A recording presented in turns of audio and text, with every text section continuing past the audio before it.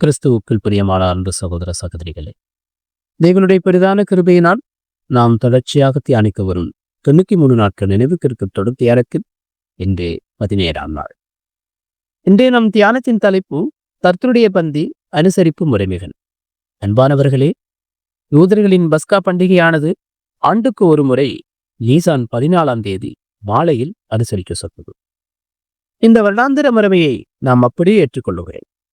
ஆதிகால திருச்சபையினர் பின்பற்றிய அதே முறைமையை என்றும் சபையாக பின்பற்றுகிறோம்.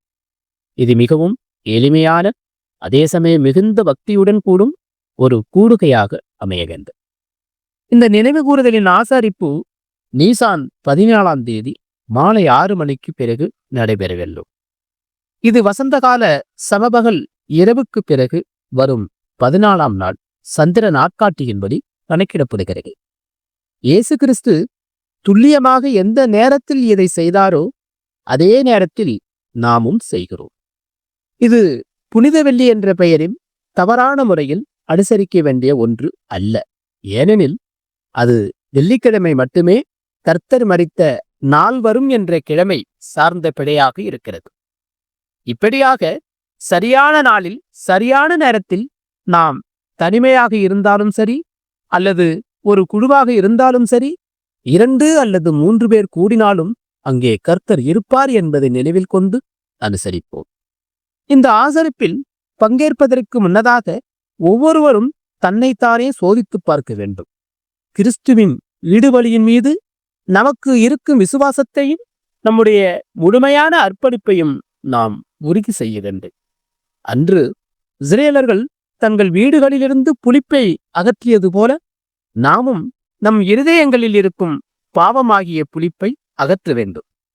நம் இருதயமாகிய வீட்டை சுத்தப்படுத்தி நம்முடைய உடன்படிக்கையை புதுப்பிக்க இது ஒரு சிறந்த தருணமாகும். இந்த ஆசரிப்பிற்கு புளிப்பில்லாத அப்பம் அவசியம். இது கிறிஸ்துவனுடைய பாவமற்ற உடலை குறிக்கிறது. இதை நாமே தயார் செய்யலாம். அடுத்தது திராட்சரசம். இது திராட்சை பழத்திலிருந்து எடுக்கப்பட்ட புளிக்காத சாறாக இருக்க வேண்டும். மது போன்ற புளித்த பானங்களை தவிர்ப்பது நல்லது. எந்தவித ஆடம்பரமும் பெருமையும் இல்லாமல் எளிய முறையில் ஜெபம் செய்து பாடல்கள் பாடி கர்த்தருடைய மரணத்தை நினைவு கூற வேண்டும். இதில் அர்ப்பணிப்பு செய்த விசுவாசிகள் மட்டுமே பங்கேற்க வேண்டும். அதாவது விசுவாசத்தினால் நீதிமான்களாக்கப்பட்டு தங்கள் ஜீவனை பலி செலுத்த முன்வந்தவர்கள் மட்டுமே இதில் பங்கேற்க தகுதியுள்ளவர்கள். தகுதியில்லாத நிலையில் இதில் பங்கேற்பது ஆவிக்குரிய தண்டனைக்கு ஏதுவாகும்.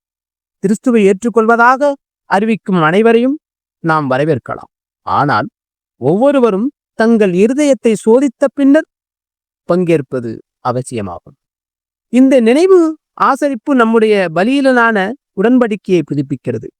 கிறிஸ்துவின் பாடுகளில் பங்கு பெறுவதில் நாம் மகிழ்ச்சி அடைகிறோம். இவ்வாறாக கர்த்தர் வருமளவும் அவருடைய மரணத்தை நாம் உலகிற்கு அறிவிக்கிறோம். நாம் கேட்ட இந்த சத்தியத்தை நம்முடைய இருதய பலகையில் எழுதி கொள்வோமாக.